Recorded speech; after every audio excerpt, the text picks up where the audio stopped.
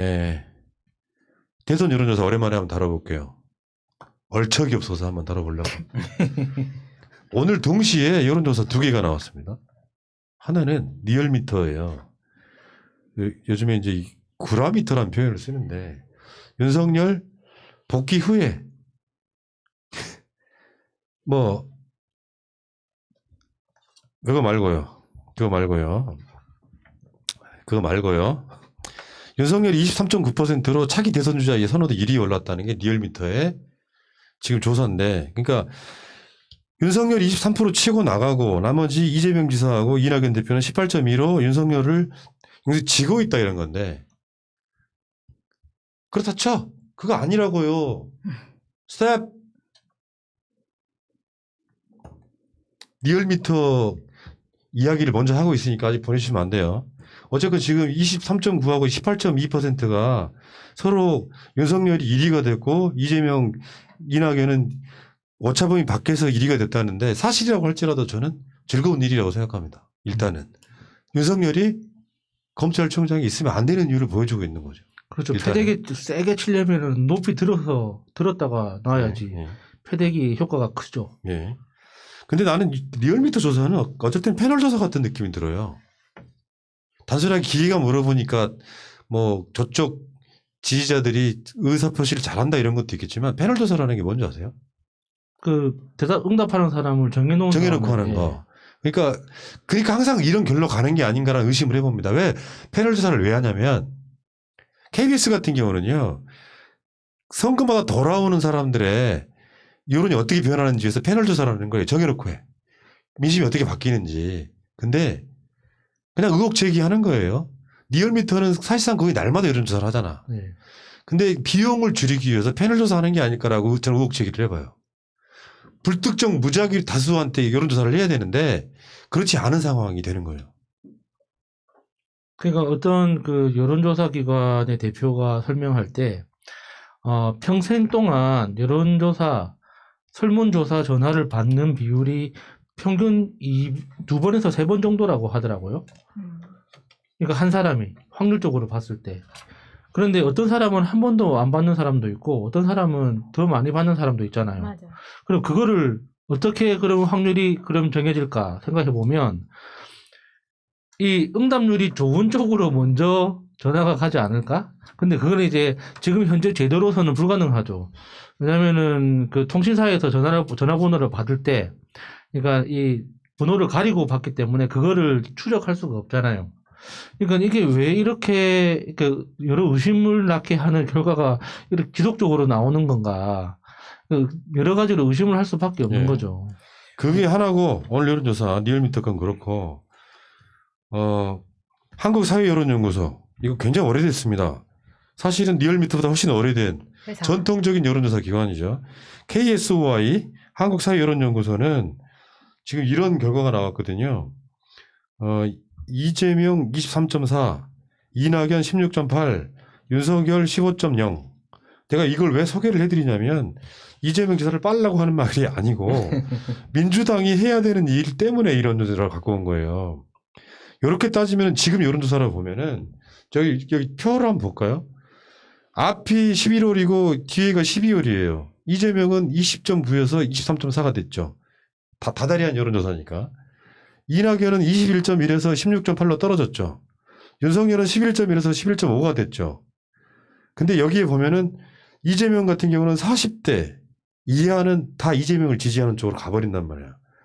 이낙연 같은 경우는 기존에 문 대통령 지지자, 민주당 지지자들이 월등하게 이재명을 앞섰지만 나중에 지역적으로 호남을 제외하고는 다 이재명한테 뒤집히는 상황이에요. 윤석열은 논외로 치고. 그러니까 어떤 상황이냐면은 민주당이 끌려갈 때 이런 현상이 나오는 거예요. 이낙연 대표가 이제 총리를 마치고 당대표로 온다고 할 때, 당원 당규 바꾸면서까지 7개월째 당대표 한다고 할 때 제가 이런 지점을 우려한 적이 몇 번 있어요. 민주당이 잘하면 이낙연 대표의 몫이 될 텐데 민주당이 최근 아젠다에서 계속 끌려가잖아요. 더군다나 저는 결정적 패착은 재난지원금 때였다고 봐요. 재난지원금을 선별적으로 하자라고 하는 아젠다 이후에 사람들이 이낙연 대표에 대한 기대를 접은 사람들이 굉장히 많습니다. 그러니까 사실은 이재명은 아무것도 하지 않고 가만히 있었는데 민주당 지지율 빠지면서 이낙연 대표의 지지율 빠지면서 이번 여론조사로만 보면은 1강 2중이 돼버린 거야. 그러니까 이낙연 대표가 대선 후보로서 그러니까 대통령직을 잘 수행할 수 있는 그런 자질을 가진 사람으로서 그냥 포기하기에는 너무 아깝기 때문에 정말 충심으로 드리는 말씀인데 국민들은 큰 그림을 봅니다. 큰 느낌. 그러니까 그 엄중함이라는 게 총리직을 수행할 때는 장점이 될지 모르겠지만 당대표직을 수행하는 상황에서는 지금 단점으로 작용하고 있거든요. 그걸 굉장히 심각하게 받아들여야 돼요. 지금 많은 사람들이 이낙연 대표한테 엄중히 하면서 막 놀리듯이 비아냥대고 있지만 그게 사실 결과적으로 지금 이렇게 지지율로 드러나고 있는 거거든요. 특히나 검찰이나 법원처럼 이 사법 카르텔이 작동하고 있다는 걸 국민들이 알게 된 이 순간에 단호한 모습보다는 그 엄중함이라는 그 자신의 스타일을 고집하는 순간 국민들은 그 다음을 생각하지 우리 이낙연 대표가 좀 더 잘해줬으면 좋겠다 응원하지 않는단 말이에요. 왜냐면은 대안이 없이 이낙연밖에 없을 때는 이낙연이 잘해주길 바라겠지만 다른 대안이 있으면 그 대안으로 가지 왜 이낙연 대표를 지지를 하겠냐고. 네. 근데 이게요. 우선은 윤석열이 몇 프로든 뭐 1등이든 3등이든 뭐 레알미터 뭐 관심 없고 그런데 우선은 윤석열이 포함된 것 자체에 대해서는 우리가 문제인식을 가질 필요가 있고요. 아까 전에 정한준 교수님 검사징계위원회 위원장 하셨던 정한준 교수님이 말씀하신 부분 중에도 정치적 중립성이 의심받을 수 있는 행위 그 중립성을 의심받는 행위 역시도 삼가해야 되는 것이 바로 법조윤리다. 이거 저기 변호사 시험 법조윤리는 과목이기도 하거든요. 근데 지금 윤석열은 이 문제를 지적받아 놓고 나서도 검사징계위원회에서 지적받아 놓고 나서도 지금 이 순간에도 나를 빼라라는 얘기를 안 하고 있는 거예요. 이거 포함되는 것 자체 말이 안 되고 그 다음에 이재명 지사하고 이낙연 대표 비교를 하면 사실 저는 지금 김부겸, 박주민, 이낙연 이 당시에 당대표 선거가 지금도 되게 생생하거든요. 생생한데 그때 이낙연 대표가 출마를 저는 안 했으면 좋겠다. 이게 어떻게 될지 모르는 거다. 그때 분위기 좋았는데 이대로 쭉 가시는 게 잊혀질까 봐 그러는 건가? 근데 오히려 리스크가 클 수 있다 이런 얘기를 드렸었는데 근데 이재명 지사 같은 경우에는요. 지금까지 보여준 게 그동안에 지난 7개월 동안에 행정 능력을 보여줬지 정치력을 보여준 게 아니에요. 그런데 이재명 지사는 거기 그대로 있죠. 근데 나머지가 이렇게 떨어지는 거예요. 나머지가. 그러니까 이낙연 대표 같은 경우에 우리는 이낙연 대표에게서 당대표이기 때문에 행정가의 모습을 보고 싶은 게 아니라 정치인의 모습을 보고 싶은 거거든요. 그런데 정치인의 모습을 그닥 우리는 보지 못했다. 그러니까 오히려 이재명 지사는 자신의 정치력을 막 발휘한 게 없어요. 지금 그냥 행정 능력만 보여주고 있는 거예요. 그냥 자기 할 일 하고 있는 거거든. 그래서 이게 막 지금 상황이 이재명 지사가 뭘 막 잘해가지고 그렇게 된 그런 결과는 아닌 것 같고 나머지가 지금 밀리고 있는 것 같은 그런 내가 상황이네요. 이런 아젠다를 갖고 오잖아요. 그러면 이재명이 죽어라 싫다는 사람들은 또 이재명 빠내라고 하는 사람도 있어요. 얘들이 똥파리예요. 말하면 맞아. 왜 그러냐면 나는 이재명 지사의 성공을 바라는 사람이 아닙니다. 민주당이 정권을 연장할 수 있을 때 어떤 사람을 말로 쓸 것인가를 우리가 고민하는 거지. 그렇죠. 이낙연이 낫다고 생각하면 나 이낙연 밀 거예요. 이재명이 낫다고 나면 이재명 밀 거라고. 그렇죠. 문제는 이 모질이들은 이재명을 중심으로 세상이 돌아가니까 이재명 뭐 천동설 이런 기동설 이런 건데 맞아. 말하자면 지금 이야기를 꺼내는 이유가 웬만하면 이씨 안 가져오려고 했지만 이낙연 대표가 느끼는 바가 있었으면 좋겠다고 이야기하는 거예요. 그렇죠. 이낙연의 실패는 민주당의 실패고 민주당의 실패는 문재인 정부 실패로 이어지기 때문에 이 이슈를 가져오는 거예요. 그러니까 중도층이나 40대 이하에서 지금 왜 이재명한테 이런 한국사회여론연구소의 여론조사를 한 사람들이 다 손을 들어줬냐는 걸 설명하고 싶은 거야. 아젠다를 끌고 가지를 못하고 수세적인 데다가 심지어 이런 거 있잖아. 내가 그때 재난지원금 이야기할 때도 그런 이야기를 했다고. 국민 여러분 가진 예산은 많지 않으나 여러분들께 모두 다 힘내시라는 의미에서 골고루 보편적으로 나눠드릴게요라고 하는 것과 틀린 말은 아닌 것 같은데 사람들이 다 2차 재난지원금 그 당시만 해도 전국민 지급을 기대하고 있을 때 자영업자들이나 특수고용 노동자 같은 사람들한테 두텁게 주겠다라고 이야기하면서 논의 자체를 차단해버렸단 말이에요. 그러면은 3차 재난지원금은 또 한 번 국민들한테 이제 백신 맞기 시작할 즈음에 해가지고 지원이 되면서 많지는 않지만 여러분 힘냅시다라고 지원하는 것과 벌써부터 기재부 애들은 무슨 뭐 1차 재난지원금이 효과가 없었네, 저축해버렸네, 뭐 말도 안 되는 거짓말 뇌피셜을 풀던데, 문제는 이런 방식으로 당을 끌고 가니까 질이 멸렬해지는 거야.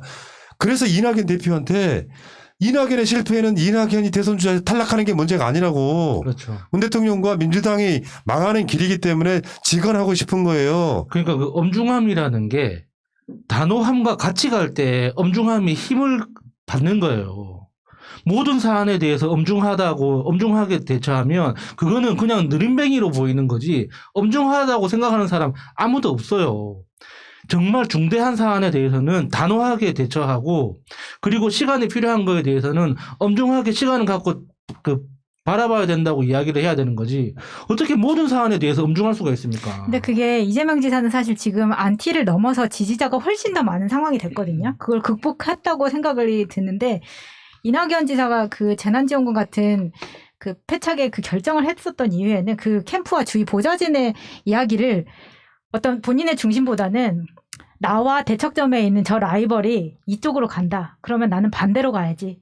이러다 보니까 보편적 재난 지원을 주장하는 이재명과 다른 목소리를 내기 위해서 그러니까 선별적으로 갔다고 한다면 그게 패착이 되는 거예요. 어떻게 보면 지지자 입장에서는 민주당이 한 목소리를 내기 위해서 다 같이 보편적으로 가자라고 할 수도 있는 건데 내가 라이벌이 있기 때문에 굳이 다른 목소리를 낸다? 이거는 지지자 입장에서도 그렇게 그냥 국민만 보고 간다면 네. 이런 선택을 하지 않았을까라는 생각이 그때 드는 거예요. 재난지원금 때 제가 한 말이 있었거든요. 혹시 이낙연 캠프에 듣고 계시면은 한 번 더 고심해 보세요. 그런 얘기가 나왔을 때 이낙연 대표가 선제적으로 이재명 아젠다를 뺏어와야 된다고. 어렵지만 모든 국민한테 보편적으로 지급합시다라는 의제를 이재명 걸 뺏어오면 이낙연께 되는 거잖아요. 그렇죠. 왜냐하면 소위 일개 경기도지사와 여당 대표의 위치는 다를 테니까.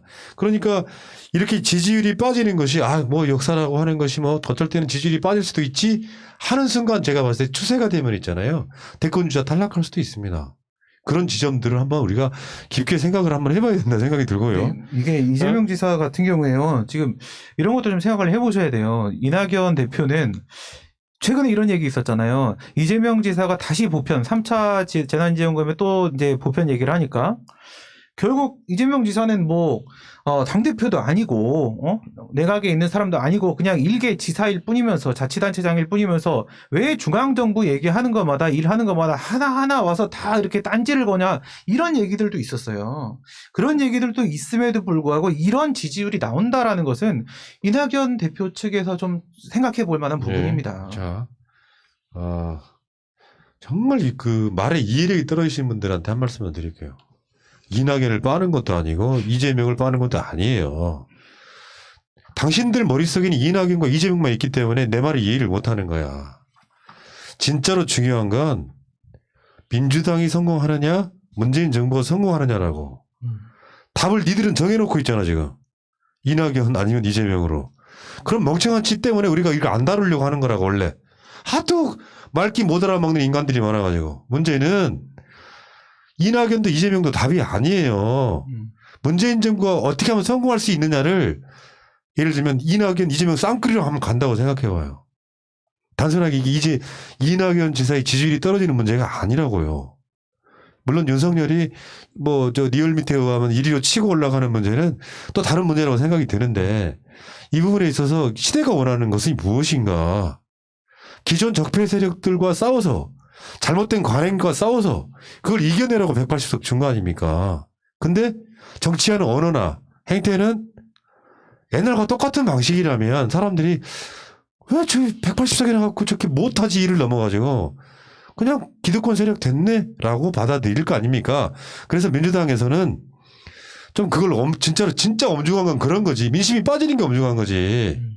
결정을 엄중하게 하면 안 되고 아까 말한 오늘 하루 종일 말했던 탄핵이라든지 특검이라든지 하는 것도 나를 정확하게 세워서 반격할 때는 해야 되죠. 지지했던 사람들이 우리의 장수들이 맥 놓고 아무것도 안 하고 있으니까 답답해 죽으려고 그러는 거 아니에요. 그러니까 지지율 빠지는 거라고.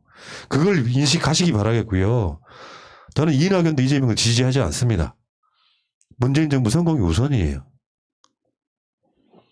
그런데 꼭 저렇게 지지고 볶는 똥파리들이 있어가지고 무슨 이야기를 못하게 해. 그러면 민주당이 고쳐지겠니? 똥파리들 우리 방송 열심히 봅니다. 네. 자, 아무리 이야기도 못 알아듣는 건 뭐냐 근데? 못 알아듣는 척 하는 거예요. 원래 곤충류들이 이렇게 뇌가 없어가지고 좀 그런 면이 그게 있습니다. 자기 스탠스야? 답답하게 하는 거. 무시하시면 돼요. 나 싫어하는 놈들은 뭐라 그러는 줄 알아요? 음. 패널들을 가르치려 들지 말래. 자기 주장 이야기하는 거지. 패널들을 내가 어떻게 가르쳐요. 내가 생각했을 때 방향성이 다르면 제지할 수 있는 거예요. 그게 방송 PD고 사회자 역할이에요. 근데 가르치려 든다고 보이는 거지. 나는 꼴 보기 싫은 거 아니야? 이런 새끼들이 난 제일 싫다고. 방송은 원팀이야. 서로 부족한 걸 보완하는 거예요. 어떤 경우는 패널들이 다른 방송도 마찬가지지만 어긋날 때 있거든요.